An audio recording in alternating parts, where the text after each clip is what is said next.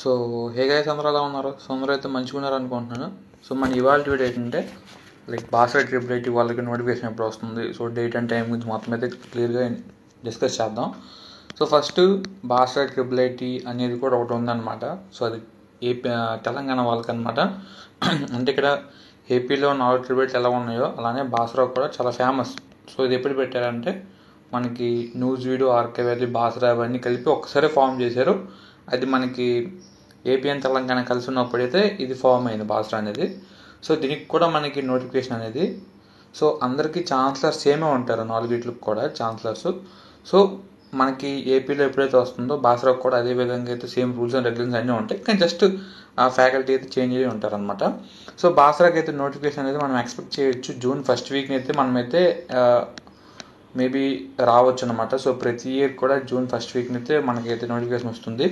Maybe ఒకవేళ late అయితేనా, ఒకవేళ బేగ్ వచ్చేసినా సరే, లైక్ ముందు వచ్చేసినా సరే, మనకి ఎక్స్పెక్టెడ్ డేట్స్ అయితే జూన్ ఫస్ట్ వీకే ఉంటాయి. సో ఆ ఫస్ట్ వీక్లో మనకి 1 నుంచి 1 గంట 2 గంట 3 గంట రావచ్చు అనమాట.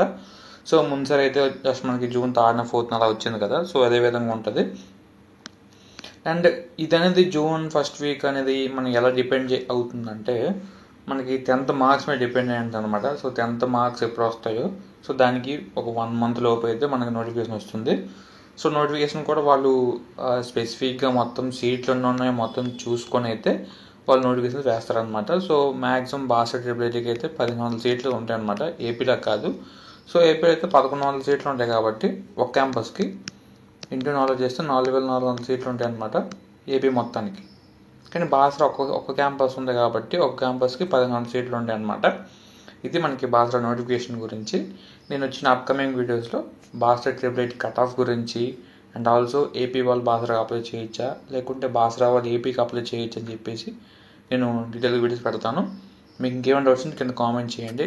లైక్ ఇంకేమైనా తెలుసుకోవాలి బాసరా గురించి కానీ, మన ఆంధ్రప్రదేశ్లో ట్రిపుల్ ఐటీస్ గురించి కానీ, ఇంకేమైనా మీకు ఏమైనా డౌట్స్ ఉన్నా సరే, లైక్ హాస్టల్స్ గురించి కానీ, అడ్మిషన్స్ గురించి కానీ, ఒక లైక్ ఎలాగా అంటే ఎలా ఫాలో అవుతున్నారు రూల్స్ అండ్ రెగ్యులేషన్స్ అవన్నీ తెలుసుకోవాలనుకున్నా సరే కామెంట్ చేస్తే నేను వచ్చిన మ్యాక్సిమం కామెంట్స్ మీద డిపెండ్ అయ్యి సో దాని మీద అయితే నెక్స్ట్ అప్కమింగ్ ఇది వీడియో ఓకేనా.